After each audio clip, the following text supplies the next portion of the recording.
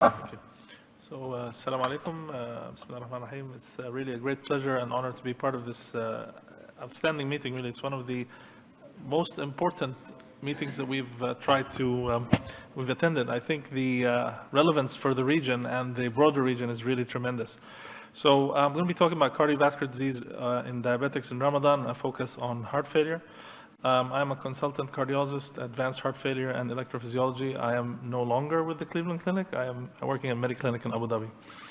So we're fully aware of the pathophysiology of fasting in patients with diabetes, where essentially what we are trying to do here is to look at the difference in the metabolism during Ramadan and fasting, and what can this have an impact in terms of the diabetes and cardiovascular disease. So we know that there's going to be a change in the glucagon, catecholamine, there's a change in the generation of ketones, and of course, we have not just the metabolic aspects, there are also physical aspects that occur as well. So there are actually health benefits of Ramadan, and I think it's actually an opportunity for a better life. We can get weight loss, better dietary habits, and stop smoking, in addition to some other benefits we'll discuss shortly. However, fasting does not apply to all Muslims. If it is considered detrimental to individuals' health, Quran states that fasting should be avoided, and Allah intends every facility for you. He does not want to put us into difficulties.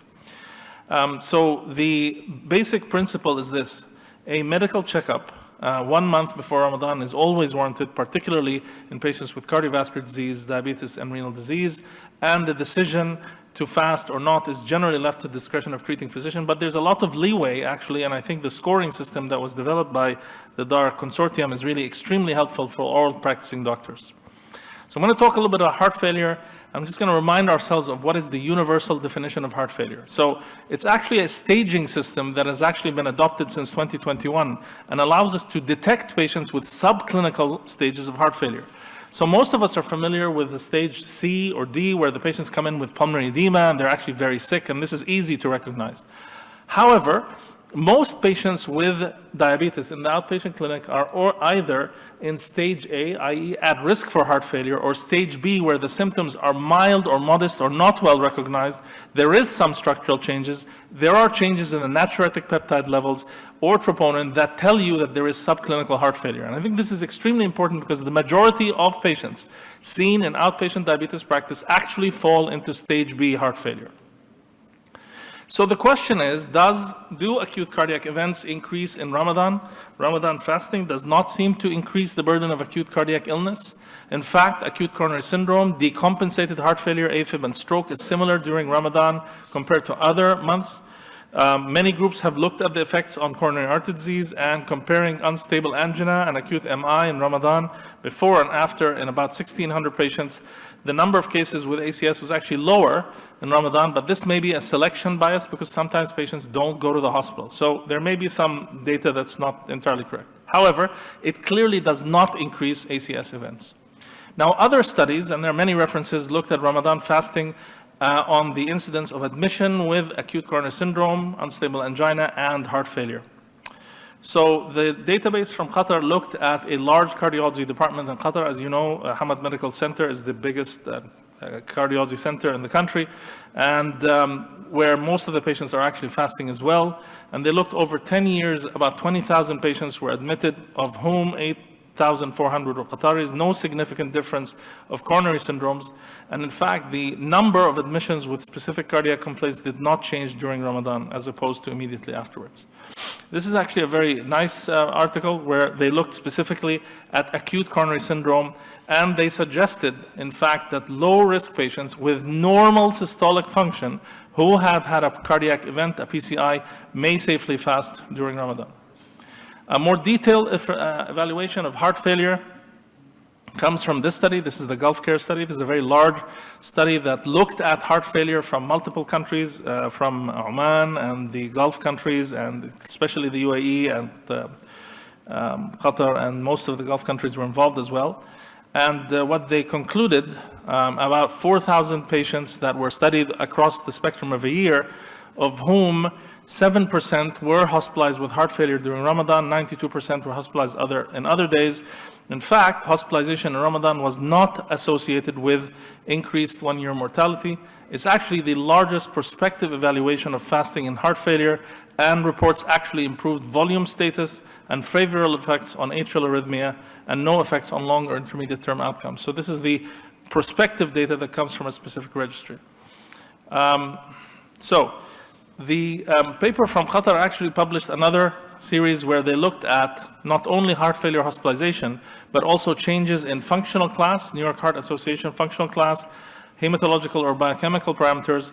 However, those patients who required large doses of diuretics or had an acute decompensated event were advised not to fast, particularly when Ramadan falls in the summer. So a recent acute decompensation and large amounts of diuretics become a relative contraindication from this registry. This is a large recent publication from 2018 looking at symptoms of chronic heart failure before and during Ramadan. So during is in black and gray is before. And you'll see that functional class improved during Ramadan. This is the big blue bar here, 60% improvement in functional class to functional class 1 with lesser patients during Ramadan during the later months. So it does have a positive impact, largely due to restriction of fluid, I think, as the result. So it's important to say that these patients were seen in Middle East and Gulf regions and may not be applicable to North America or Europe, where the duration of fasting could be significantly longer, but there was an improvement in heart failure functional class. Now, the hospitalization in heart failure, again, is another piece of data that's important. And again, this is a large registry that showed about the 20,000 patients over 10 years, where they found no significant difference in characteristics, mortality, or morbidity comparing Ramadan to others. So it doesn't seem that Ramadan is making the heart failure patient any worse, but clearly this is data restricted to specific centers and specific regions. Now, what about medications? I think this is one of the key reasons why we have to have pre-Ramadan counseling. So patients are encouraged to seek medical advice 1 to 2 months before Ramadan to adjust their medications if needed. So medications that are given 3 times a daily should usually be changed to either a single sustained release formulation or at most twice a day. Dehydration and electrolyte imbalance that is encountered with diuretics, and remember diuretics are the mainstay of treatment in patients with heart failure, should be avoided in patients with heart failure, particularly since this can lead to serious cardiac arrhythmias, especially if you have hypokalemia. Diuretics are not generally used as antihypertensives for a fasting patient, but diuretic dosing for heart failure or as an antihypertensive will likely need to be decreased during fasting, especially loop diuretics, since prolonged fasting in hot seasons. And most medications with once daily dosing are highly recommended. Now, who should not fast? There's a very small number of patients with cardiac conditions should be specifically advised to refrain from fasting during Ramadan. These are patients with acute cardiac illness, acute myocardial infarction, and ACS, and in addition, of course, recent decompensated heart failure. Also, patients with uncontrolled hypertension requiring multiple doses during the daytime should be counseled against fasting. These are resistant hypertension patients. And patients with severe heart failure requiring high doses of diuretics should refrain from fasting. Now, Ramadan itself is an ideal platform to target specific lifestyle modification, because if you can do it in Ramadan, lose the weight, control the smoking, and control your diet, you can actually ensure that these health benefits can be carried over subsequently. And this is part of the education we give these patients as well. Now, I cannot preach to the choir here. As I said, the DAR is actually the main reason why we have created these guidelines that are very helpful. So point number 1 is risk assessment pre-Ramadan, blood glucose monitoring as well, but from the cardiac standpoint, fluid and dietary advice is very important, and also medication changes that are required for the timing during Ramadan between iftar and suhoor. And of course, you have certain glucose restrictions that allow the patients to break their fast, but also, very importantly, if patients are symptomatic with dehydration, orthostasis, or dizziness, or acute illness, again, they are encouraged to terminate and therefore make qada afterwards. So one of the key risks associated with Ramadan fasting and diabetes on the left-hand side, of course, is dehydration and thrombosis. And ketoacidosis has become more of an issue because we are now using SGLT2 inhibitors universally in patients with heart failure, with and without diabetes. So this is a really key component of the treatment, and it's one of the key pillars of heart failure treatment. So I think we have to really be very careful about the non-glycemic ketoacidosis, as well as the dehydration and thrombosis that can occur during fasting. So there are many practical guidelines and religious opinions. Patients who are in category 1 are patients who are very high risk and should not fast. Category 2 may not fast, and category 3 low risk and can fast. So let's take a little example. So he's a 60-year-old male with type 2 diabetes, atherosclerotic cardiovascular disease. Here's a question: do we think he has heart failure? So he has long-standing dyslipidemia and diabetes. He had a percutaneous intervention about 4 months ago. His medication include empagliflozin, metformin, perindopril, amlodipine, aspirin, atorvastatin. Now he has nocturia and polyuria. His BMI is 30, and blood pressure is well controlled, and non-pitting edema is seen, and also some diabetic retinopathy. So his A1C is 7.1, LDL is 56, and GFR is 69. Albumin-creatinine ratio is slightly elevated at 42. So we don't know if he has heart failure because I didn't mention any symptoms, but I'm going to go through a certain checklist to see if we can help him. So one of the important points that's come up in the last 5 to 6 years is the use of natriuretic peptides routinely in patients with type 2 diabetes to try and detect subclinical heart failure. So screening for natriuretic peptides for early detection of LV dysfunction in patients with cardiovascular risk can identify patients at risk, allowing targeted preventive therapies. Now, this came out in 2022 as an ADA consensus guideline, and they specifically labeled this heart failure and underappreciated complication of diabetes. And with that, the idea is with systolic dysfunction or diastolic dysfunction, any stage of heart failure, early molecular detection based on biomarker can occur in the clinic by non-cardiologists to detect the earliest stages of a diabetic cardiomyopathy. I don't know why this looks like that, but this is what happens when you transfer from a Mac. So diabetic cardiomyopathy is actually a known form of heart disease leading to overt heart failure. And in the boxes here, I'm just going to tell you simply that it has been known since 1970 when autopsy specimens were done on diabetic patients that died of heart failure who had no coronary artery disease, that there's a change in the structure of the myocardium, including infiltration and fibrosis and scarring, that is not visible on the echo. So it is a very common entity, and it's probably the most common unrecognized complication of diabetes. So with that, the ADA consensus statement tells us that diabetic patients who sit here in this box of obesity, hypertension, dyslipidemia, and CAD, i.e. patients with metabolic syndrome, can develop stage B heart failure with any kind of LV function, abnormality, systolic, diastolic, or hypertrophy. But the key point is if you do biomarkers in these patients, elevated, then you go for echo, then you start treating, and primarily the treatment which was highlighted before is the use of SGLT2 inhibitors, and now we know GLP-1 receptor agonists can also have a specific impact before the patient overtly has heart failure. So that's a key component of the risk assessment now. I think we have to think about this. In addition, in the outpatient diabetic clinic, we really have to take some time to ask questions. Inability to exercise, avoidance of stairs and effort in general, fatigue, tiredness, and ankle swelling are not just signs of volume overload, they're signs of heart failure. And with the BNP, you can actually make a very accurate diagnosis in the outpatient setting. So this is really how it is. The guidelines are telling us that heart failure, whether the ejection fraction is low or normal, elevated levels of natriuretic peptide in the outpatient setting are going to identify this patient quite clearly. The cardiometabolic guidelines, of which I was a very proud member, sharing with Dr. Wael, Dr. Hassanein, and Dr.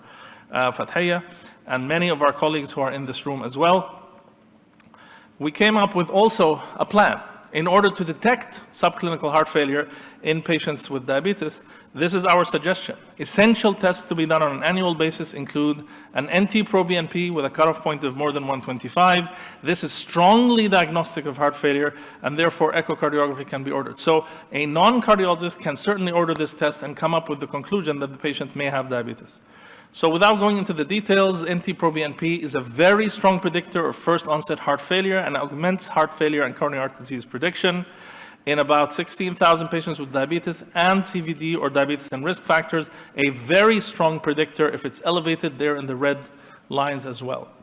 In fact, also, it's superior to A1C in predicting CV outcomes in type 2 diabetes in follow-up in the long term, and is additive to albuminuria in predicting cardiovascular events in type 2 diabetes. So if you're doing the microalbumin and the NT-proBNP, those patients in the low dotted line have the worst possible prognosis of having a high risk of cardiovascular events. So it's very important, I think, to do this annually, and particularly in the pre-assessment during Ramadan.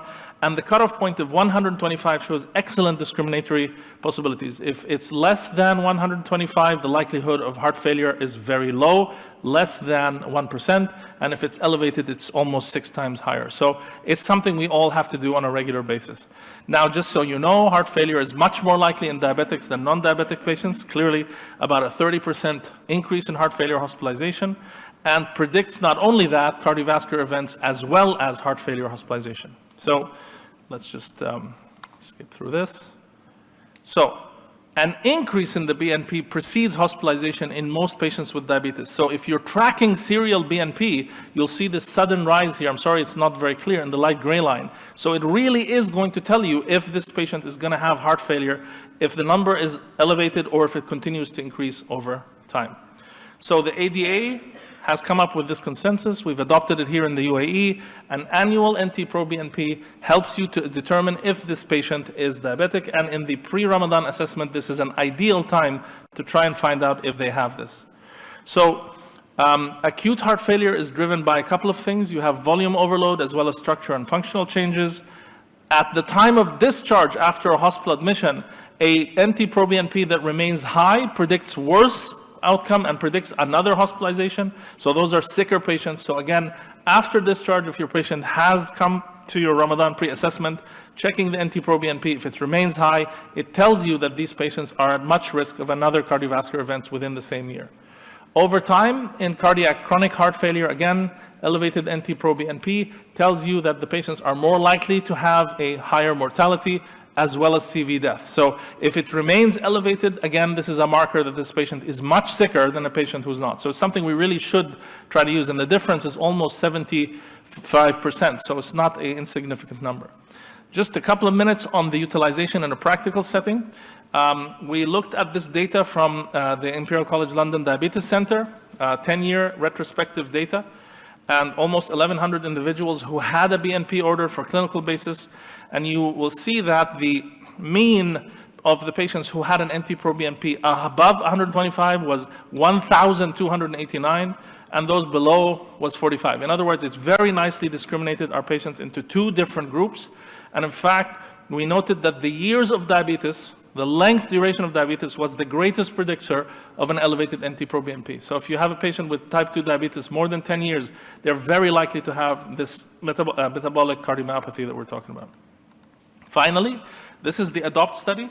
So the ADOPT study is a very important randomized clinical study that's looking at thousands of patients with type 2 diabetes worldwide who do not have cardiovascular disease, unknown cardiovascular status.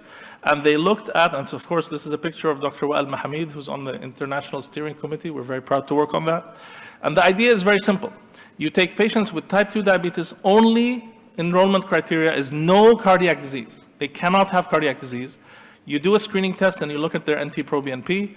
And one of the things we found in a patient like this, diabetes of 6 months, more than 40 years old, no prior coronary artery disease, a cutoff point of NT-proBNP over 100. These would typically be considered low-risk patients, is it not? What did we find? So as we started to do enrollment from Imperial College London Diabetes Center, 137 patients were recruited, and that means that 38% of patients had unrecognized heart failure that was detected by NT-proBNP, 38% from a general diabetes clinic. So I think this is something we really have to be very careful about. And the mean number was basically 315. So this is a very real thing in the population that we're dealing with in the Middle East. And once you have this identification, what are you going to do? You're going to treat them more effectively. Add the SGLT2 inhibitor, add the ACE inhibitor and the ARB, and treat them in a more efficient manner. So finally, and this is my last pitch here, the biomarkers and heart failure detection in diabetes is extremely important. I think this is something we have to standardize on an annual basis, particularly in patients who have diabetes and risk factors, to detect preclinical or subclinical heart failure before Ramadan, because it's going to lead to a change in their treatment. And also, what about our patient? If you remember, this patient was not known to have heart failure, and his echo showed a normal ejection fraction, but his BNP was what, 337, which confirms the presence of heart failure, something we didn't really know. So I think this is very important, and I think this is one of the things we'd like to help our colleagues with in the pre-Ramadan diabetes assessment. Thank you very much.